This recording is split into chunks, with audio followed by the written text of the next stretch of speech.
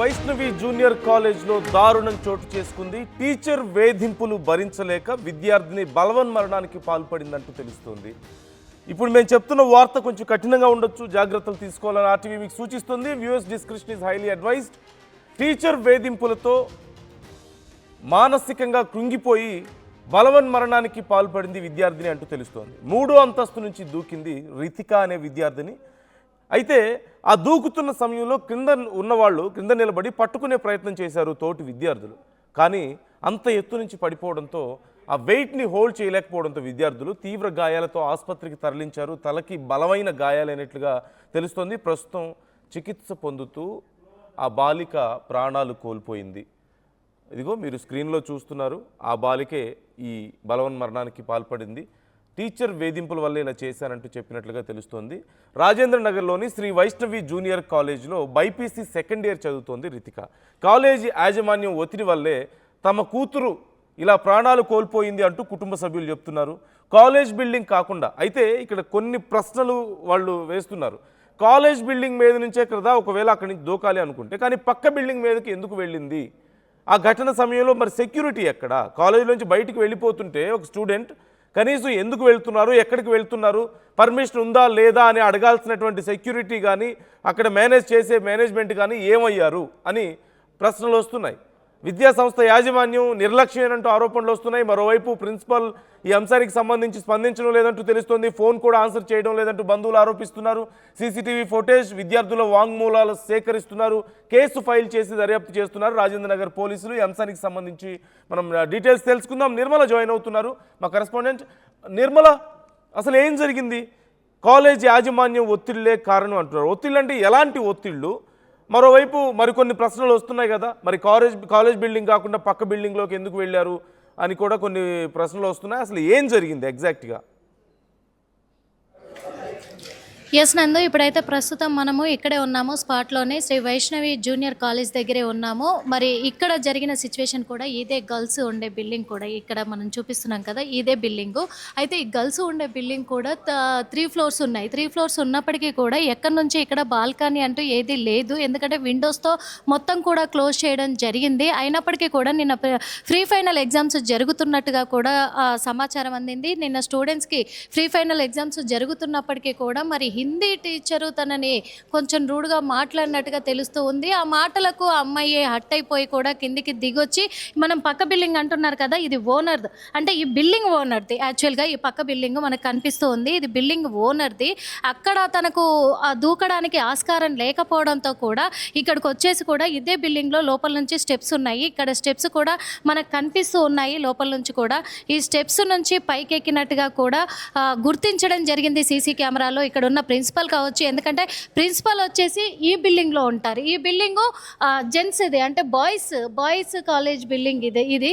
ఈ boys college బిల్డింగ్లో principal గిట్లా అంతా కూడా ఉంటారు. వాళ్ళంతా కూడా సీసీ కెమెరాలో గమనించినట్లు తెలుస్తూ ఉంది. గమనించేసి స్పాట్గా, అంటే ఇక్కడ నుంచి ఈ ఓనర్ బిల్డింగ్ ఏదైతే ఉందో ఈ ఓనర్తో పాటు పైన కూడా రెంటర్స్ ఉంటారు. మనకి ఈ బిల్డింగ్ కనపడుతుంది కదా, ఇది కూడా సేమ్ 3 ఫ్లోర్స్ బిల్డింగ్. ఇది కూడా ఈ 3 ఫ్లోర్స్ బిల్డింగ్ అయినప్పటికీ కూడా 3rd ఫ్లోరు పైన మనకు కనిపిస్తుంది మొత్తం బాల్కనీ కూడా. ఈ బాల్కనీ నుంచే కిందకి దూకినట్టు గమనించడం జరిగింది. అంటే ఆ అమ్మాయి ఆల్రెడీ ఆ పైకి వెళ్ళి నిలబడడంతోనే లోపల నుంచి వచ్చేటప్పుడు కూడా ఆ అమ్మాయి క్లాస్మేట్స్ కూడా ఎక్కడికి వెళ్తున్నావు అని హుటాహుటిన మరి ఆ అమ్మాయితో పాటు క్షణాల వ్యవధిలో కూడా వాళ్ళు బయటకు వచ్చినట్టుగా తెలుస్తూ ఉంది. అమ్మాయి పైన నిలబడడం ప్రిన్సిపల్ గమనించేసి కూడా అందరు పరిగెత్తుకొని ఇదే ప్లేస్కి, సేమ్ ఇదే, అంటే 3 బిల్డింగులకి ఇక్కడ కమాండింగ్ ప్లేస్ ఉంది. ఈ ప్లేస్ దగ్గరే అమ్మాయి పడ్డట్టుగా కూడా గుర్తించడం జరిగింది. పడడానికి ముందే ప్రిన్సిపల్తో సహా అందరూ పరిగెత్తుకొని వచ్చి పట్టుకునే ప్రయత్నం కూడా చేసినప్పటికీ ఆ అమ్మాయి బ్యాలెన్స్ ఆపలేక కింద పడినట్టుగా మరి పోలీసులకు సమాచారం ఇచ్చినట్టుగా ప్రిన్సిపల్ వాళ్ళంతా కూడా తెలుస్తూ ఉంది. అయినప్పటికీ మరి ప్రిన్సిపల్ పట్టుకునే ప్రయత్నం చేసినప్పటికీ ప్రిన్సిపల్కి బ్యాలెన్స్ ఆపలేక కూడా తన భుజం కూడా ఇంజూర్ అయినట్టుగా తెలుస్తూ ఉంది. మరి వాళ్ళు చదువుకునే కాలేజ్ చూపించాము, బాయ్స్ ఎక్కడ ఉంటారు చూపించాము. ఇక్కడికి వెళ్ళడానికి గల కారణం, మెయిన్ ఓనర్ బిల్డింగ్కి వెళ్ళడానికి గల కారణము బాల్కనీ ఉంటుంది అక్కడ నుంచి అనేది కూడా. ఎందుకంటే ఇక్కడ తెలుస్తూ ఉంది ఇక్కడ ఈ కాలేజ్లో మాత్రము మరి వాళ్ళు చాలా ర్యాష్గానే ఉంటారు, ర్యాష్గానే మాట్లాడతారు అని చెప్పేసి ఇంతాక కొంతమంది సీనియర్ స్టూడెంట్స్ కూడా మనతో చెప్పడం జరిగింది. ఆ సీనియర్ స్టూడెంట్స్ను కూడా అడిగి తెలుసుకుందాము. ఇక్కడ విద్యార్థి సంఘాల వాళ్ళు కూడా ఉన్నారు, వీళ్ళతో మాట్లాడించే ప్రయత్నం చేద్దాము. ఎందుకంటే పేరెంట్స్ ఏమో టీచర్ వేధింపుల వల్లనే మా కూతురు అఘాయిత్యానికి పాల్పడ్డదని ఓపరంగా చెప్తా ఉంటే యాజమాన్యం మాత్రము అసలు ఏ విధంగా కూడా స్పందించట్లేదు. వాళ్ళు ఫోన్ చేసినా కానీ రెస్పాండ్ అవ్వట్లేదు, మాకు సంబంధం లేదు అనే విధంగా కూడా వాళ్ళు చెప్తూ ఉన్నారు. వీళ్ళతో మాట్లాడించే ప్రయత్నం చేద్దాము. భయ్యా చెప్పండి అసలు ఏం జరిగింది? అందరికీ నమస్తే. నేను మీ Ramesh Goud, Telangana social student organisation రాష్ట్ర అధికార ప్రతినిధి. నిన్న ఇక్కడ అమ్మాయి రితిక చనిపోవడం దురదృష్టకరమైనటువంటి సంఘటన. ఈ యొక్క ఘటనకు పూర్తి బాధ్యతగా ఈ యొక్క కాలేజీ యాజమాన్యాన్ని చేర్చాలి. ఇంకొక విషయం ఏంటంటే ఇక్కడ ఉన్నటువంటి ఒకటే బిల్డింగ్ పర్మిషన్ ఉంది, ఇంకొక బిల్డింగ్కు పర్మిషన్ లేనటువంటి పరిస్థితి. అమ్మాయి నిన్న ఇక్కడికి వచ్చి స్టెప్స్ ఎక్కి దుంకి చనిపోవడం అనేది జరిగింది. మరి దీనికి కారణం మొత్తం కూడా ఈ యొక్క కాలేజీ యాజమాన్యం. ఎందుకంటే ఆ అమ్మాయి ఒక టాపర్ అనేటువంటి పరిస్థితి, ఎగ్జామ్ రాస్తున్నటువంటి పరిస్థితిలో ఆ అమ్మాయి కాలి వెనక్కి తిరిగిందన్న సాకుతోన ఆ పేపర్ గుంజుకోవడం జరిగింది. ఇక్కడ ఉన్నటువంటి యాజమాన్యం ఆమె పట్ల దురుసుగా ప్రవర్తించడం జరిగింది. మరి ఆ అమ్మాయి మానసిక క్షోభ గురై ఇక్కడికి వచ్చి 3rd ఫ్లోర్ ఎక్కి దుంకడం జరిగింది. మరి ఇక్కడికి అమ్మాయి వచ్చి ఇక్కడ 3rd ఫ్లోర్ ఎక్కింది, దుంకనికే ట్రై చేస్తున్నా అన్నప్పుడు ఇక్కడ ఉన్న ప్రిన్సిపాల్ వచ్చి నేను కాపాడాలని ప్రయత్నం చేస్తున్నా అన్నప్పుడు మరి ఇవన్నీ మీకు తెలుసు. మరి తెలిసి కూడా మీరు ఎందుకు నిర్లక్ష్యంగా వ్యవహరించారు? అమ్మాయి ప్రాణాలు చనిపోతుంటే కూడా మీరు ఎందుకు ఆ అమ్మాయి ప్రాణాలను కాపాడలేకపోయారు? ఇంజూర్ అయిందని ఇది మొత్తం అబద్ధము, ఇంజూర్ లేదు, ఏది లేదు. ఈరోజు మీరు తప్పు చేయకపోతే ఈ కాలేజీలు ఇట్లా ఎందుకు మూసుకొని పోతారు దొంగల్లాగా? ఈ కాలేజీ మొత్తం మూసుకొని పోయినంటే మీ తప్పు ఉంది. ఇక్కడ లక్షల రూపాయల పిల్లలు, మా పిల్లలు లక్షల రూపాయలు కడితే మీరు ఒక డెడ్ బాడీలు పంపించడానికే మా పిల్లలని మీ కాలేజీలకు పంపిస్తున్నామా? లక్షల రూపాయలు మేము కడుతున్నప్పుడు మీరు వాళ్ళ యొక్క సేఫ్టీ చూడాలి. ఇక్కడ రోడే, అక్కడ రోడే. ఈ యొక్క డిఐఓ బుక్కెనాయ గారు ఏ విధంగా పర్మిషన్ ఇస్తారు దీనికి? రోడ్డు మీదకి పోతే పిల్లలు యాక్సిడెంట్ అవుతుంది. అనేక నామ్స్ ప్రకారం ఈ బిల్డింగ్ ఎట్టి పరిస్థితుల్లో లేదు.